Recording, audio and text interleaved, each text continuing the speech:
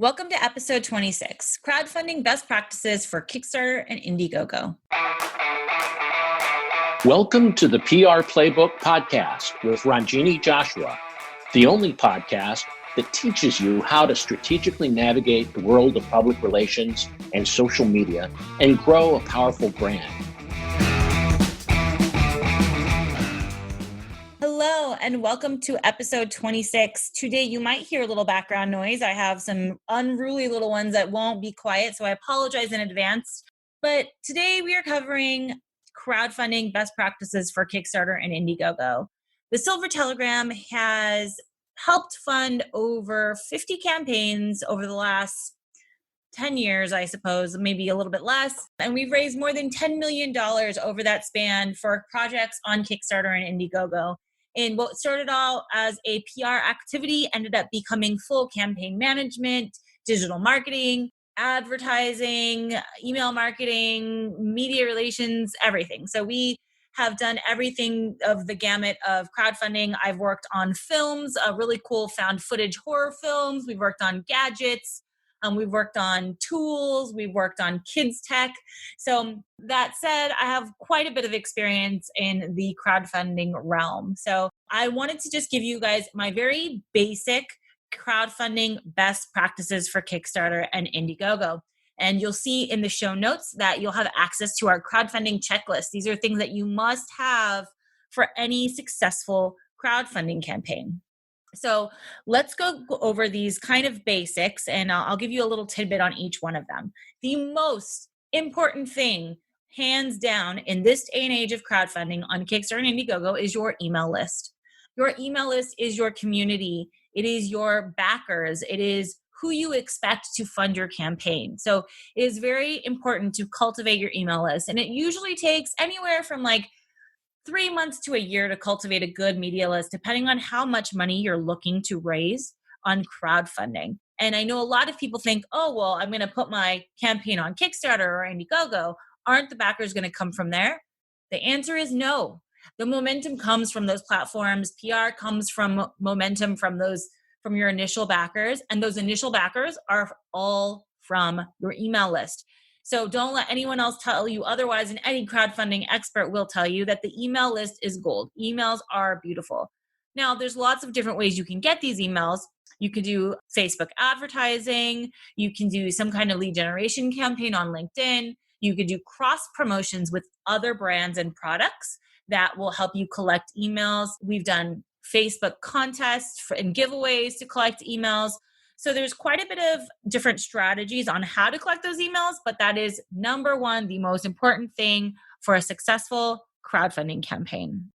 Number two, have a final product or a really good piece of a final product. So when I'm talking about hardware campaigns, because I usually do consumer tech stuff, I have to have a working near final prototype, because otherwise, without it, for me, the media will not look at the crowdfunding campaign. So that is very, very important.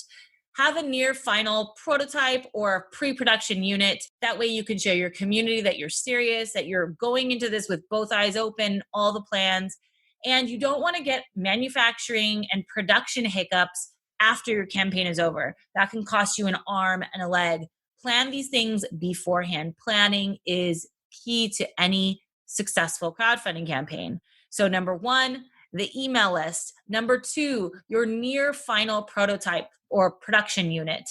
If you are doing something like a book or a film or music, then there's other ways that you can present your product. So have a piece of that ready. We are working with a video game company launching in September, and they are building their trailer. They've built kind of the first few chapters of the game. It's basically you give them a little bite so that they'll want to buy the whole piece, right? So the idea is to put some work and effort behind getting some initial pieces ready so that people will be enticed into supporting your campaign. Not only that, but they know that you have some skin in the game and you have a commitment to creating what you've started and finishing what you've started. So number one, an email list. Number two, near final prototype. Number three, money for ads. I know this sounds silly, but we have this rule in crowdfunding. It's the rule of thirds. The first third of your crowdfunding backers are going to come from your email list. 1/3 will come from your email list. The second third of your backers are going to come from ads. And the last third of backers are going to come from PR, momentum, milestones you hit. That also comes, kind of plays into the Kickstarter or Indiegogo algorithm. When you have momentum in the first 2/3, you automatically get that last third of momentum as well. And then also media start looking at you more seriously when you've like either almost met your goal or gone past your goal. And so they push you over the edge. Another thing to note is when I'm talking about thirds, I'm talking about your internal goal. An internal goal is a goal like your sky high goal that you'd love to reach.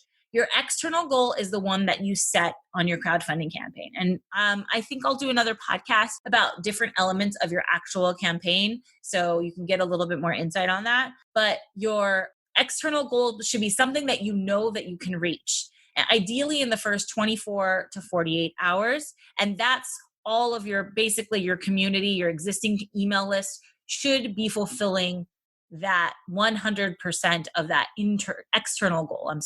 An external goal is typically a third or more of your external goal. So let's say your real goal is 100,000, but your internal goal is maybe, 33,000. And that's the goal that you put on your campaign because you want to show and drive momentum there. So more about internal goals. If you have questions about that, feel free to email me at ranjini@thesilvertelegram.com. As always, feel free to send suggestions, comments, reviews, anything to podcast@thesilvertelegram.com. I'm always taking topic advice and suggestions. And if you have any questions about your particular crowdfunding campaign, feel free to send me a note and I'd be happy to respond and consult with you on your campaign, whether it's a draft campaign, whether it's an idea. I'm more than happy to provide some input. So take a look at the resources on the show notes. You'll see the crowdfunding checklist and a couple of links to blogs that might help you through the design and planning process of your crowdfunding campaign. All that said, have a great day, stay safe, and look forward to seeing you on Kickstarter.